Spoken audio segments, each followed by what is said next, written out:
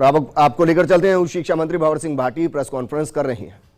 आयोजन के संबंध में ये चर्चा हुई तो उसमें जो हमारे प्रदेश के बाहर के जो विद्यार्थी हैं उनको पब्लिक ट्रांसपोर्ट पूरी तरह से चालू नहीं होने की वजह से यहाँ राजस्थान में आने की परेशानी के विषय में हमारे राजस्थान के यूनिवर्सिटीज़ के जो हॉस्टल्स हैं वो अभी खुल नहीं पा रहे हैं। जो हमारी हेल्थ विभाग की एडवाइजरी है उसके अनुसार, गृह मंत्रालय के आदेशों के अनुसार, और उसके साथ साथ हमारे जो विद्यार्थी हैं जो गांव में रहते हैं, जिनको शहरों में कमरा लेकर के रहना होता है, पीजी गेस्ट हाउस में रहना होता है, तो उनके सामने भी अभी रूम अवेलेबल होने की समस्या है।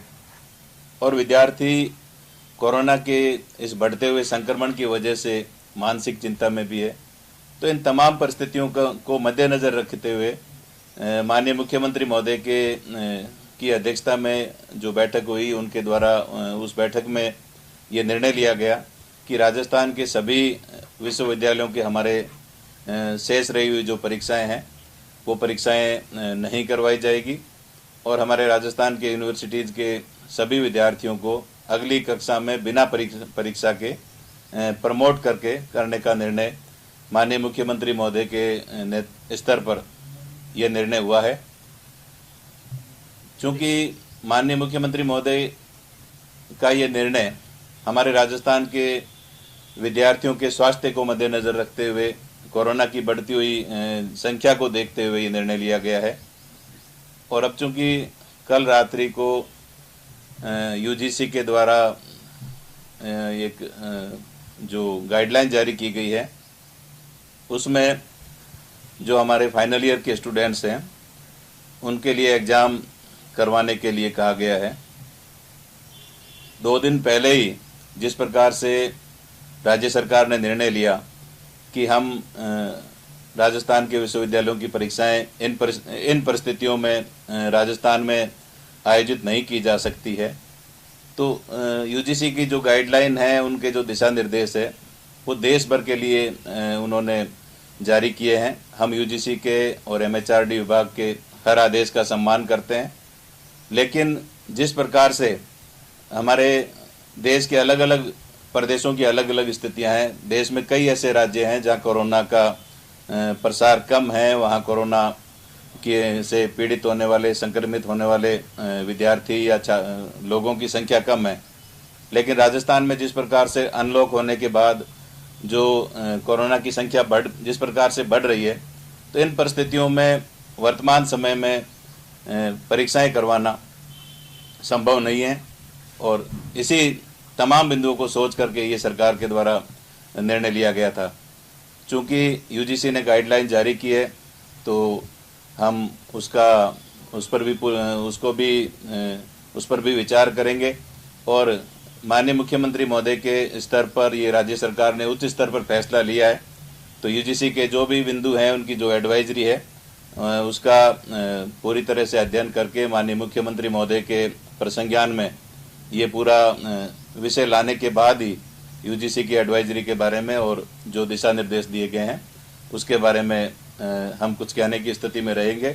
लेकिन वर्तमान में जो परिस्थितियां चल रही है उसमें कोरोना की परिस्थितियां और एग्जाम्स को कंडक्ट करवाने में जो आ रही व्यवहारिक परेशानियां हैं, उन परेशानियों, उन दिक्कतों को मद्देनज़र रखते हुए ही राज्य सरकार ने ये निर्णय लिया था।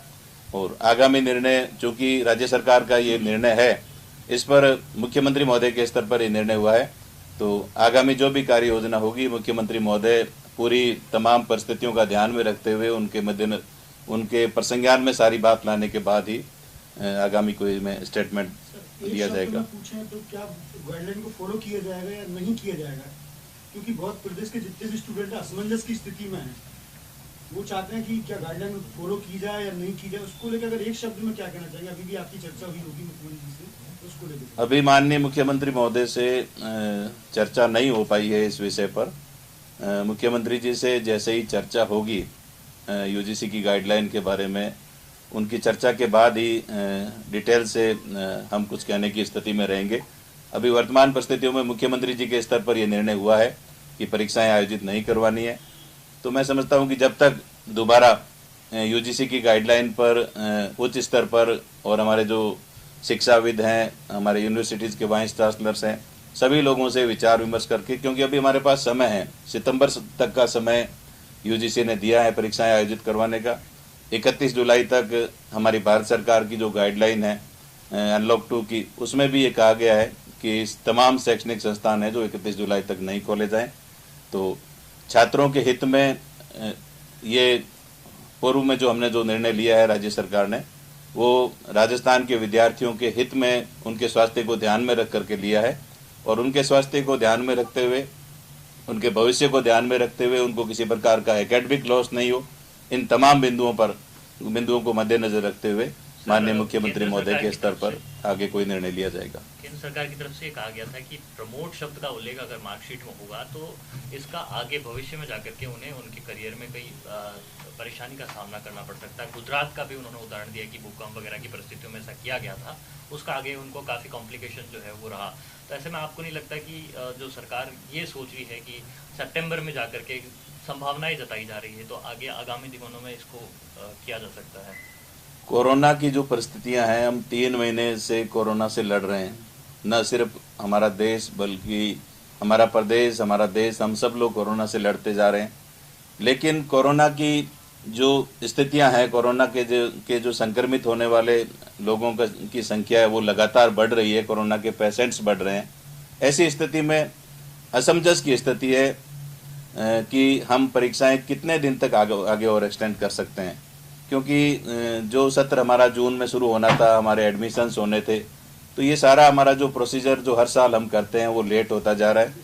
और जो जहाँ तक प्रमोट शब्द की बात है, प्रमोटेड की बात आप कर रहे हैं, तो इसमें मैं ये कहना चाहूँगा कि कोरोना की ऐसी परिस्थिति पिछले सैकड़ों सालों में ऐसा कोई समय नहीं आया, क्योंकि एक अलग परिस्थिति है। आज देश और दुनिया के सामने, हर व्यक्ति के सामने सबसे पहले उसका जीवन है, उसका स्वास्थ्य है।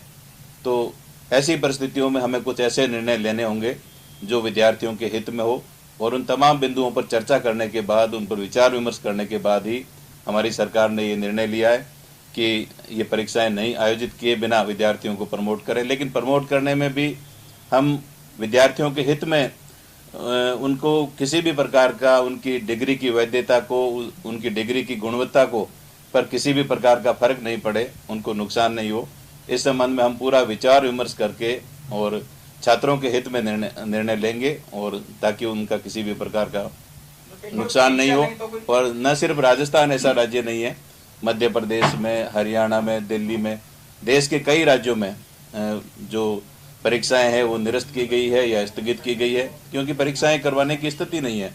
राजस्थान की जो भौगोलिक परिस्थितियां हैं, ये बहुत ही विस्तृत रूप से फैला हुआ क्षेत्र है। यहाँ परीक्षा देने वाले विद्यार्थियों की संख्या भी 20 लाख से भी ज़्यादा है। तो ऐसी स्थिति में कोरोना का संक्रमण जिस प्रकार से फैल रहा है, हमारे लिए स्वास्थ्य सबसे महत्वपूर्ण है, और इसको ध्यान में रखते हुए सरकार ने ये निर्णय लिया है। यूजीसी के जो गाइडलाइन है, जैसा मैंने आपको कहा, उनके जो दिशा निर्देश हैं उनका हम सम्मान करते हैं। यूजीसी हमारी सर्वोच्च संस्था है, और विद्यार्थियों के हित में यूजीसी की गाइडलाइन का ध्यान में रखते हुए और राज्य के का जो वर्तमान जो कोरोना की परिस्थितियां हैं, उन तमाम परिस्थितियों को ध्यान में रखते हुए मुख्यमंत्री महोदय के स्तर पर इस पर पुनः चर्चा की जाएगी, और यूजीसी के जो दिशा निर्देश हैं उस पर उसके बाद सरकार के द्वारा कोई प्रतिक्रिया दी जाएगी। समय नहीं है अभी, आप तो आपके पास तो सितंबर का समय है, लेकिन अब स्टूडेंट क्या करे, तैयारी करे या नहीं करे? ये स्टूडेंट्स के सामने बड़ी असमंजस और एक आप ये कह रहे हैं कोरोना का गिराफ हुआ, अभी 7 दिन पहले ही 10वीं और 12वीं की परीक्षाएं हुई हैं, तो क्या उनके लिए कोरोना का खतरा नहीं था? अगर सरकार ये कहती कि कोरोना की वजह से हो रही है, तो फिर ये तो 10वीं और 12वीं बोर्ड की परीक्षा नहीं होनी चाहिए थी अगर कोरोना की बात है। देखिए, कोरोना का जो ग्राफ है वो डे बाय डे बढ़ रहा है। कल राजस्थान में 400 था, तो आज 500 हुआ है। उससे पहले 300 था, कई दिनों तक 200 का रहा प्रतिदिन कोरोना के संक्रमित होने वाले लोगों का। लेकिन आंकड़ा जिस प्रकार से रोज बढ़ रहा है, और दूसरी स्कूल की परीक्षाओं की यदि हम बात करें तो राजस्थान में स्कूली शिक्षा के सेंटर्स भी ज़्यादा है, और ग्राम स्तर पर जो हमारे परीक्षा केंद्र हैं वो बनाए गए हैं, कॉलेज के विद्यार्थी को तहसील मुख्यालय पर या जिला मुख्यालय पर आना पड़ता है। और उसके साथ साथ जो मैं कहना चाहूँगा कि हमारे कॉलेज में परीक्षाओं और प्रश्न पेपर्स की जो संख्या है वो ज़्यादा है। स्कूल्स के बहुत ही कम पेपर थे जो ड्यू थे, जो बहुत 10-15 दिन के समय में पूरे हो गए। हमने फाइनल ईयर का जो एग्जाम का शेड्यूल बनाया वो भी 1.5 महीने का बनाया, करीब 45 दिन का। और सारी परीक्षाएं यदि हम आयोजित करवाते हैं तो उसमें ज़्यादा समय लगता है। तो ऐसी परिस्थितियों में आपकी मीडिया के माध्यम से हमारे विद्यार्थियों के द्वारा बराबर ये मांग की जा रही थी, उनके अभिभावकों के द्वारा बराबर ये मांग की जा रही है कि सारी परीक्षाएं निरस्त की जाए और विद्यार्थियों को प्रमोट किया जाए। तो इन तमाम परिस्थितियों को ध्यान में रखते हुए विद्यार्थियों, अभिभावकों और हमारे जो शिक्षक हैं उन सब का स्वास्थ्य का ध्यान में रखते हुए और कोरोना की परिस्थितियों को ध्यान में रखते हुए राजस्थान की सरकार ने निर्णय लिया है